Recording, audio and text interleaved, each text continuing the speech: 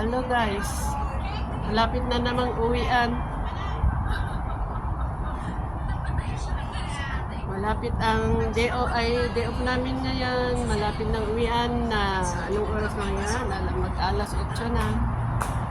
At kami ay uuwi. Nandito lang kami sa park. Ito ang inuupuan namin. Ganda. Hindi crowded. Kaya kami lang ang nandito. Doon, iba naman doon. Yan. Maganda dito kasi fresh ang hangin. Yan. Ganito po siya. Wala dyan, nandito siya.